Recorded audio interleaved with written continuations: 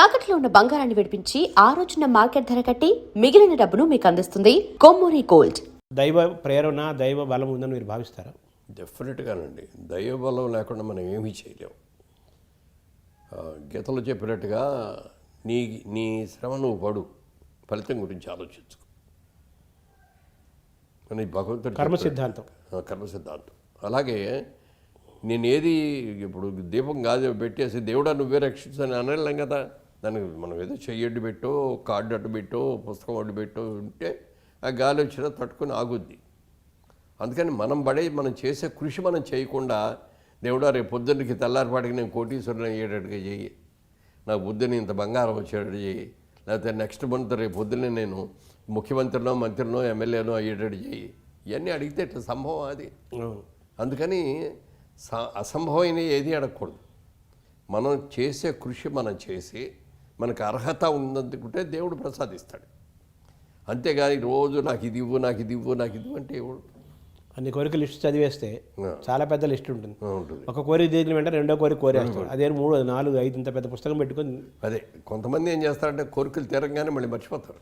అదే అమ్మో ఆపద వచ్చేసిందని రోజు దండం పెట్టేసి పొద్దున సాయంత్రం దండం పెట్టేసేసి ఆ కోరిక తీరగానే మళ్ళీ దేవుడిని మర్చిపోతారు. అంటే ఆపద వస్తేనే దేవుడు గుర్తుకొచ్చేస్తే అట్లా కొంతమందికి ఆకలి అయితేనే అమ్మ గుర్తొస్తే అది కరెక్ట్ కాదు కదా అని మీ భావం. మధ్య బాలకృష్ణ గారి సినిమా జయసింహ అనే ఒక సినిమా వచ్చింది. అవును సార్. ఆ సినిమా షూటింగ్ జరిగినప్పుడు కుంభకోణంలో జరిగిందండి.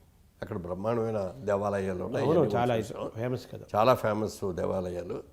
అక్కడ మేమందరం ఒక కాటేజెస్ ఉన్న ఒక హోటల్లో దిగాం.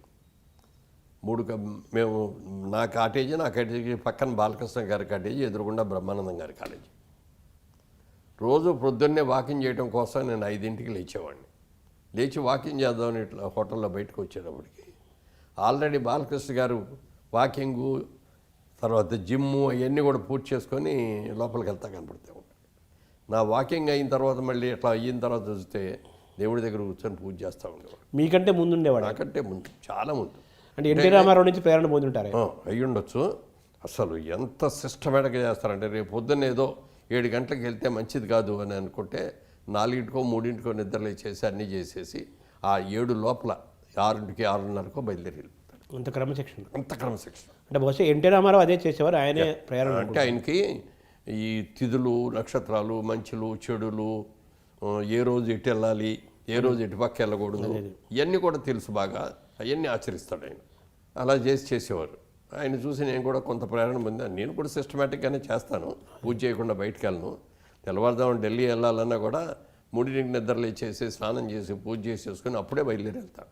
అవును. మీరు ఎంపీగా ఉన్నప్పుడు 5 ఏళ్ళు? ఎంపీగా ఉన్న 5 ఏళ్ళు. కానీ ఎప్పుడు కూడా ఏ పని మీద వెళ్ళినా కూడా పూజ చేసుకోకుండా మాత్రం ఎక్కడికి ఏ పనికి వెళ్ళను. అది ఒక నిత్యకృత్యం అనమాట. ఎదురుగుండా కాటేజీలో బ్రహ్మానందం గారు ఉన్నారు. ఆయనకి దేవుడు భక్తి అది ఉంది. రోజున వచ్చాడు, నేను పూజ చేయటం, అక్కడ కూర్చుని నాతో కూర్చుందామని నేను లోపల పైకి చదివి వేస్తూ ఉంటా పూజ. మామూలుగా మనసులో చేసే పూజ కాకుండా దానికి కూడా ఒక కారణం ఉంది. అంటే నా వాయిస్ బిగినింగ్ డేస్లో కొంచెం పీలగా ఉండేది. ఇప్పుడు బేస్ అయింది కదా వాయిస్. అదే అప్పుడు అందరూ చెప్పారనమాట. చెప్పి ఇట్లా బాగా కొంచెం నువ్వు ప్రాక్టీస్ చేసుకోవాలి, వాయిస్ ప్రాక్టీసు, వోకల్ ఎక్సర్సైజ్ చేయాలి, వోకల్ ఎక్సర్సైజ్ చేస్తే కానీ ఇది రాదు అని చెప్పి దానికి ఏయో కొన్ని చెప్పారు. ఆ చెప్పిన దాంట్లో నేను అన్వయించుకున్న దాంట్లో ఒకటి పూజ. రోజు పూజ చేసేటప్పుడు బాగా బిగ్గరగా చదవాలి. అంటే మామూలుగా చదువుడు. ఆ చదువుతా అంటే మనకి కొంత ఏమంటారు అయ్యి ఫ్రీ అవుతుంటాయి. గొంతుకు సంబంధించిన ఇవన్నీ కూడా ఫ్రీ చేసాం. అది కొన్నాళ్ళకి అది కరెక్ట్గా సెట్ అయింది. అది అట్లా పెట్టమని. అందుకని ఆ రోజున అట్లాగే చేసుకుంటాను. ఇప్పటికీ అలా ఉన్నారా? ఇప్పటికీ అదే. అంటే మరీ బిగ్గరగా కాదు కానీ పైకే చదువుతాం. ఆయన షూటింగ్ ఆయనకి లేదు, నాకు లేదు. ఆ రోజున మధ్యాహ్నం నుంచి వస్తుందన్నారు. సరే కాసేపు కూర్చొని నాతో మాట్లాడదామని వచ్చారు ఆయన. వచ్చేస్తే నేను లోపల పూజ చేసుకుంటున్నాను. చూసి బయట కుర్చీ ఉంటే ఆ కుర్చీలో కూర్చున్నాను. ఇంకా అయిపోద్ది అని ఎదురు చూస్తున్నాడు. అవలా ఏవో అందరు దేవుళ్ళు వరుస పెట్టి నేను స్తోత్రాలు చేసుకుంటా వెళ్తున్నాను. అయిన తర్వాత బయటకు వచ్చిన తర్వాత అడిగాడు, మురళీమోహన్ గారు మీరు ఏ దేవుడిని ప్రార్థిస్తారో అన్నాడు. నేను అందరు దేవుళ్ళని ప్రార్థిస్తానండి. జీసస్ క్రీస్తుని చేస్తాను, అల్లానే చేస్తాను, గౌతమ బుద్ధుడిని లైక్ చేస్తాను.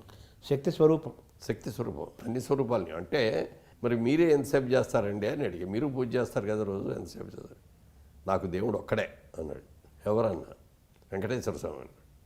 నేను వెంకటేశ్వర స్వామికి తప్పించి ఇంకెవరికి పూజ చేయను. అదేమిటి సార్ అలా ఎందుకు పెట్టుకున్నారన్న చిన్న ఉదాహరణ చెప్పాడు.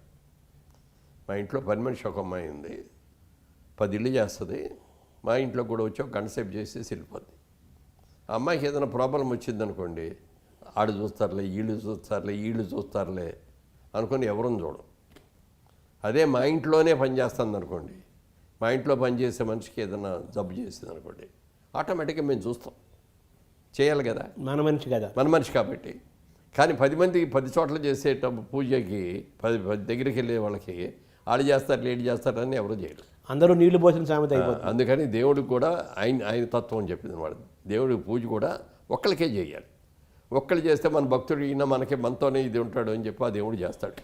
నువ్వు 10 మంది దేవుళ్ళకి చేసావు అనుకో, వెంకటేశ్వర స్వామి చూస్తాడులే అని ఇంకో ఆయన అంటాడు, ఆంజనేయ స్వామి చూస్తాడులే ఇంకోటి అంటాడు, అయ్యప్ప స్వామి చూస్తాడులే అని ఈయన ఊరుకుంటాడు. అలా అందరు దేవుళ్ళు ఎవరికాళ్ళు ఊరుకుంటారు, ఎవరు మనకి చేయరు. పాయింటే ఆయన థియరీ అది. ఆయన ఆ థియరీలో కూడా ఒక ఇది ఉంది, లాజిక్ ఉంది. అలాగే ఒకవేళ ఏదైనా దేవాలయానికి వెళ్ళాల్సి వచ్చి అక్కడ దండం పెట్టుకోవాల్సి వస్తే అక్కడ కూడా లోపల ఉన్న మూల విరాట్టుని నేను వెంకటేశ్వర స్వామినే భావించి వెంకటేశ్వర స్వామికి దండం పెడుతున్నామనే భావిస్తాను తప్ప ఇంకోటి అందరిలో అన్ని దైవాల్లో వెంకటేశ్వర స్వామినే చూసుకుంటాడు ఆయన. అంతే. ఇప్పుడు ఆ తీరి మీకే అనిపించింది సార్? మీరు కదా అందరినీ పూజిస్తారు కదా, పెద్ద దేవత విఘ్నేశ్వరుని మొదలు పెట్టుకొని మొత్తం. అలా అని చెప్పింటే నేను ఏ దేవుడిని అని పూజించను, నాకు అందరి దేవుళ్ళు ఇష్టమే. దేవుడు అనేది ఒక తల్లి తండ్రి గురువు దైవం లాగా అందరూ ఇష్టమే. అదే అంటే ఒక ఇదంతా సృష్టి ఎలా జరిగింది అంటే దానికి ఒక శక్తి, ఏదో ఒక శక్తి. ఆ శక్తి దానికి రూపం లేదు, పేరు లేదు, ఏమీ లేదు. కానీ మన పూజ ఆధ్యాత్మికం వాళ్ళకి మీద కాన్సన్ట్రేట్ చేయాలి. ఈ దేవుడి మీద కాన్సన్ట్రేట్ చేయాలంటే ఆ దేవుడికి ఒక రూపం కావాలి, అది పూజ గురిలో ఆ ఫోటో ఏదో కావాలి. అవన్నీ ఉంటేనే కదా మన ధ్యానం దానితో అమ్మవారని, వెంకటేశ్వర స్వామిని, ఇట్లా రకరకాల అయ్యప్పని ఇట్లా పేర్లు పెట్టుకొని ఆ పూజ చేస్తాం. అదే లేదనుకోండి, అక్కడ ఏమని చేస్తాం, ఎంతసేపు చేస్తాం. శూన్యంలో కూర్చొని చేయాలంటే కష్టం కదా. ఆ మధ్య మేము అమెరికా వెళ్ళినప్పుడు అక్కడ చికాగోలో బహాయ్ టెంపుల్ అని ఒకటి ఉందండి, చాలా ఫేమస్, చూసారా అని అడిగారు ఎవరు. లేదండి అంటే రండి రేపు నేను తీసుకెళ్తానని తీసుకెళ్ళారు. లోపలికి వెళ్తే ఏమీ లేదు. లోపల పెద్ద హాలు, నిశ్శబ్దం, సైలెన్స్ ఈజ్ గాడ్ అక్కడ పెట్టిన బోర్డు. వాళ్ళ థియరీ. అక్కడికి వెళ్ళి కూర్చోండి. మీరు పావు గంట కూర్చుంటారా, గంట కూర్చుంటారా, 3 గంటలు కూర్చుంటారా, మీ ఇష్టం. ఎవరితోనూ ఎవరూ మాట్లాడకూడదు, నిశ్శబ్దంగా ఉండాలి. సెల్ ఫోన్లు మోగటాలు ఏం ఉండకూడదు. సెల్ ఫోన్లన్నీ బయట పెట్టేసి రావాలి. తర్వాత పైకి అసలు ఎవరు పక్కన వాళ్ళతో కూడా మాట్లాడకూడదు, ఎవరు కూడా నిశ్శబ్దంగా ఉండాలి. ఇది వాళ్ళు పెట్టినది ఆ టెంపుల్. చూస్తే చాలామంది వస్తున్నారు, అట్లా కాముగా కూర్చుంటున్నారు, జపం చేసుకుంటున్నారు, ధ్యానం చేసుకుంటున్నారు, ఏదో వాళ్ళ పద్ధతిలో వాళ్ళు చేసుకుంటున్నారు. కానీ మన కాన్సన్ట్రేషన్ కుదరదు. అది బాగా ప్రాక్టీస్ చేస్తే తప్ప చాలా కష్టం అది. అందుకని మనం దేవుణ్ణి పెట్టుకుంటాం.